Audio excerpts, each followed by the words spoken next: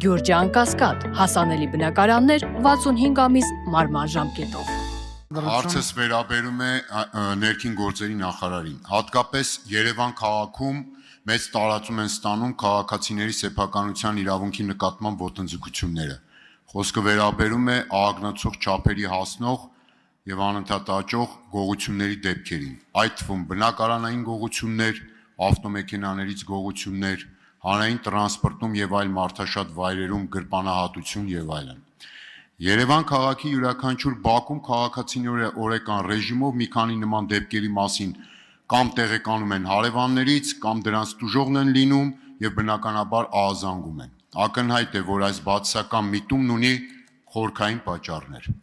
Առանցքային կարող են լինել իմ գնահատմամբ նշված հանցագործությունների կանխարգելման, բացահայտման, ցածր մակարդակը,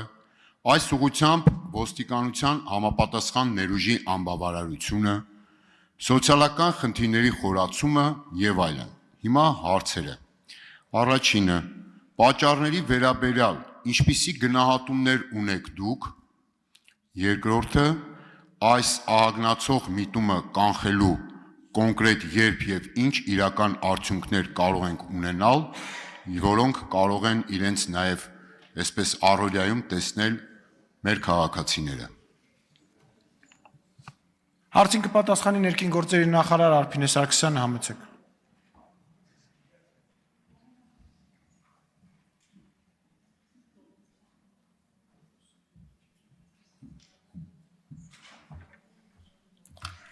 Շնորհակալություն հարցադրման համար, պարոն Թադևոսյան, ես ասեմ, որ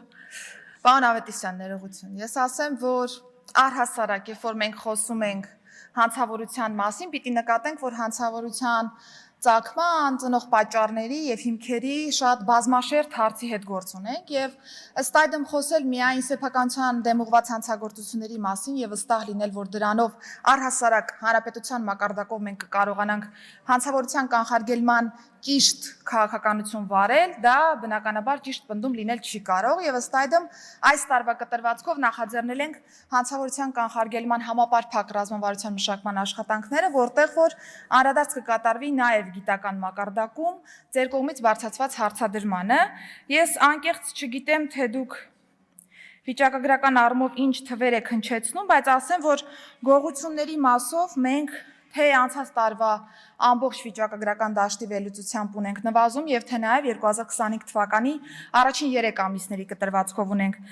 նվազում, ընդհանուր եթե խոսում ենք գողությունների մասով, բնակարանային գողությունների եւ կոնկրետ տրանսպորտային միջոցներից կատարված գողությունների մասով որոշակի դեպքերի աճ ունենք, բայց կրկին հանրագումարին սա չի վերաբերում։ Ասեմ, որ հատկապես վերջին ժամանակահատվածում ինտենսիվացրել ենք աշխատանքները եւ թե բնակարանային գողության մասով, եւ թե նաեւ տրանսպորտային միջոցներից կատարված գողությունների մասով բացահայտել ենք մի շարք խմբեր,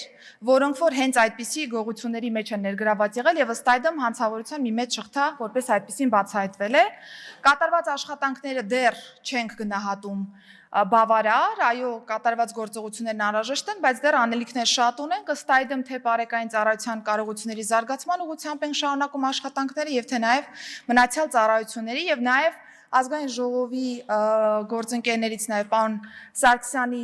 նախաձեռնության կոնտեքստում մենք նաեւ հասանելիություն ենք ստանալու առաջիկայում պետական մարմինների եւ տեղական ինքնակառավարման մարմիններում արկա տեսախցիկային համակարգում, որը թերևս այս դարում ամենակարևոր կոմպոնենտներից մեկն է տարբեր հանցավորությունների բացահայտման տեսանկյունից։ Կարծում եմ առաջիկայում թե վիճակագրական առումով եւ թե նաեւ բովանդակային առումով կնկատեք, որ ել ավելի դրական արդյունքներ ենք գրանցելու։ Շնորհակալություն։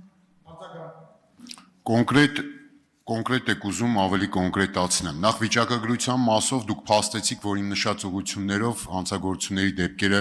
ավելացել են եւ դա ակներեւ է ցանկացած բակում, որտեղ նաև մենք ապրում ենք Երևան քաղաքում, ամենօրյա ռեժիմով մարդկանց հետ խոսելուց մի քանի նման դեպքերի մասին լսում ես։ Այդտեղ եմ ապրում արդեն մոտ 30 տարի եւ այսպիսի աճեր ես գոնե առնվազն չեմ հիշում, ինչը նաև արձանագրվում է վիճակագրությունով։ Հիմա ավելի կոնկրետ, ասում եք ոստիկանության կառուցվածքի բարեփոխման անվտանգ օրինակ վերացրել եք գրպանատության դեմ պայքարի ստորաբաժանումը։ Ավելանում են տարբեր տեսակի բարեկային ծառայությունները եւ նրանց թիվը։ Ուզում եք հանրային տրանսպորտում ներդնել քաղաքացիներին տուգանող հսկիչներ։ Հիմա այս դեպքում օրինակ հարմարավետ ամենագնացներով այդ շրջող պարեկը կամ քաղաքացուն տուգանող հսկիչը, ինչպես պետք է կանխեն հանրային տրանսպորտում վխտող, ասենք, գրպանահատության դեպքերը։ Եվ որ պակաս կարևոր չի, ասում եք տեսահսկման ներողություն ավարտում եմ։ Տեսահսկման այդ բանը, հա, սարքերին հսկողություն։ Ավտոբուսների մեջ կա այդ ժամանակակից տեսահսկման սարքերը, այս վերջերս էլ ականատես եղա, այդ ամբողջը կա, արձանագրված է, մի տևական շրջաներ սպասում ենք բացահայտմանը կոնկրետ դեպքով, որին շատ քաջատեղյակ եմ, այդպես էլ այդ բացահայտումը չկա։ Այսինքն ստեղ խնդիրը միայն այսպես ռազմավարական, աշխարհաքաղաքական եւ այլ մոտեցումները չեն։ Կոնկրետ գետնի վրա կատարվող արդյունքը եւ դրա հետևանքը, որը լավը չի, վատն է։ Պարոն Ավետիսյան, ձեր հարցադրումից ես հասկացա, որ դուք հարցին անդրադառնում եք հարցի ձևական ասպեկտը միայն նկատի ունենալով, որովհետեւ ոստիկանության կառուցվածքում այո, չկա գրպանահատության դեմ պայքարի կոնկրետ ստորաբաժանում,